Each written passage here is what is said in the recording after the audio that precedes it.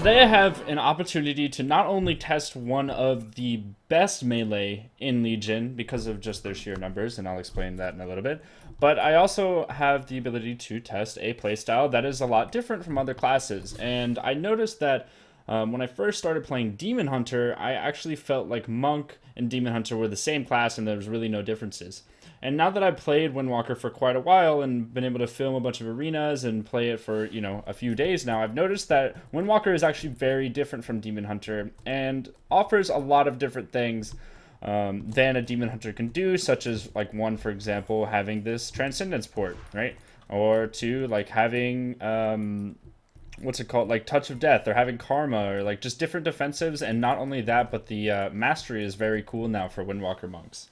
And Windwalker monks are okay. Wait, before I get into the details, let me just say that Windwalker monks are probably the strongest melee on the beta right now because of how much damage they just do. Like their abilities just simply do a lot of damage compared to like a survival hunter or an arms warrior. Like Windwalker monks just do more, and I think that that's just sheerly because of the numbers and the tuning that have been applied to Windwalker monks, and the fact that they from WoD to Legion, they really didn't lose a whole lot, whereas a lot of classes did lose a lot of abilities or a lot of passives or whatever it is. And Windwalkers don't really feel like they got pruned very much. And I think that that goes into the fact that Windwalker Monks is seeing more play now, and it feels like everybody on the beta is playing like Outlaw Rogue or Windwalker Monk or Demon Hunter, because those are just the strongest classes. Anyways, so let's talk a little bit about what Windwalker Monks that make them cool, and if you're interested in playing them in Legion. And I think that that goes down to two different things, and one of them is the Mastery. So the Mastery now, it says that your abilities deal 19% more damage whenever they do not repeat a previous ability. So that means if you use an ability consecutively, if you use 2 blackout kicks in a row, then that second blackout kick is not going to do as much damage as the first blackout kick because you're doing them consecutively, right? You're doing them in a row. However, if you do like Tiger Palm, blackout kick, Tiger Palm, Rising Sun kick, Strike of the Windlord, and then like blackout kick, and then Tiger Palm, like all of those benefit off of the Mastery, okay? And another thing that I want you to check out is this hit combo buff right here. So damage increased by 60% in the top right, as you can see. The reason why that happens is because of this talent, which is by far the best of this talent tree. And if you want to check out my talents in general, be sure to copy this screenshot right here. But hit combo allows you to have the exact same thing as the Mastery, but you're actually rewarded and you get more damage based on how many times you can do that non-consecutive, that successive attack in a row, right? So like if you don't duplicate your abilities in a row and you play on that playstyle, you actually get rewarded and have an increased amount of damage up to 16%, and it stacks up to 8 times. So obviously you can see this buff, or sorry, if I'm going to Tiger's Palm, right, and then I'm going to blackout kick, then I'm going to Rising Sun kick, you can see that my hit combo goes up because I'm doing abilities not in a row and they're stacking up. But I just hit Tiger's Palm, so if I hit Tiger's Palm again, watch this buff. It goes away, right? You're punished for not playing Windwalker Monk based on the spec, which is really cool. Now, I want to show you what makes Windwalker Monks so crazy right now in Arena. Their burst potential with their damage abilities is really crazy, especially with Serenity, which is their like Icy Veins, their Combustion, their Recklessness, their Chaos Blades, whatever it is. Serenity replaces Storm, Earth, and Fire. However, you get a buff for 8 seconds that gives you 45% increased damage and healing. Now, that 45% steroid is probably the highest steroid that I've seen on the Legion beta out of any class. They just get the most, and their number is very high. But not only does it give you 45% increased damage, it also allows you to have chi is not consumed for any of your abilities, such as like Rising Sun Kick, which would normally require chi, Blackout Kick, or Strike of the Windlord, or Fist of Fury. Those are all free, so you like for that 8 seconds.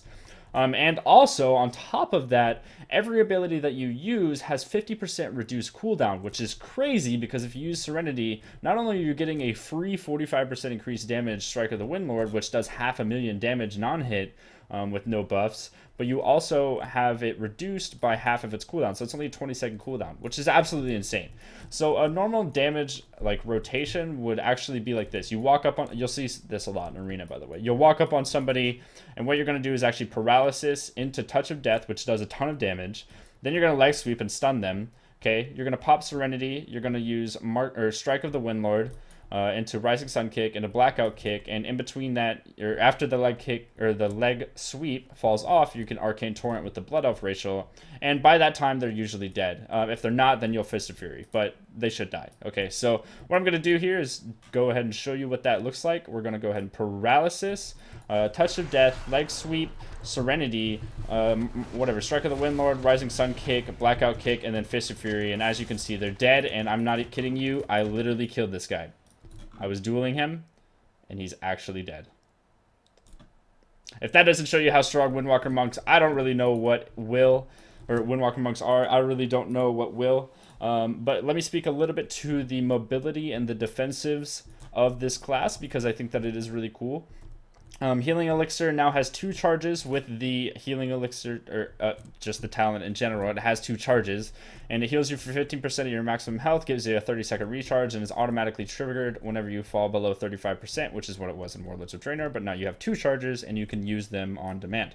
Okay, so there's one defensive. Another really strong defensive is obviously the Touch of Karma, and what Touch of Karma does, for those who don't know, it means that when he's hitting me, I can pop Touch of Karma, and all that damage is actually redirected to him in a dot, such as Touch of Karma. And as you can see, I'm doing about 77,000 damage per second, and it's a defensive that shields me for up to half of my health.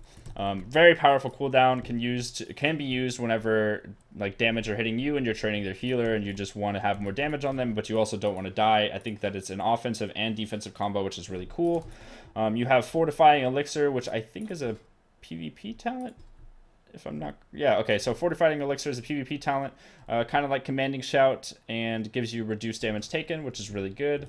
You have heals, and then obviously the kiting is really crazy as well, because not only do you have that Transcendence transfer, you also have Tiger's Lust, which removes all snares and roots and gives you 70% increased healing, or 70% increased movement speed for 6 seconds, which is better than Hunter's post haste, and allows you to get out of those roots and snares, and is on a 30-second cooldown, so that's pretty good. There's also Flying Serpent Kick, which is really good with the PvP talent. You can also control it. If you take Tiger Style, it's a really good PvP talent, because you can obviously control where you're moving, which is really important in PvP. And then on top of that, you have 2 rolls, which, I mean, like, I don't know. This class has a ton of mobility, a ton of defensives, really high damage output. I just don't see, like, the downside to playing this class at all. And I think that you guys, if you're looking for a melee class but don't want to check out the Demon Hunter, I think Windwalker Monk is really up your alley, because that's really, like, it's just really a strong class. Like, it's just, honestly, it's just crazy. Like, again, we're gonna just hit him for his whole life bar right here. As you can see, 510k, okay, he's dead, and he's dead in like 4 abilities. So, you know, whatever, guys. I hope you did enjoy, but what we're going to do is actually jump into some arenas for you to check out, and then afterwards I will see you right after the arenas.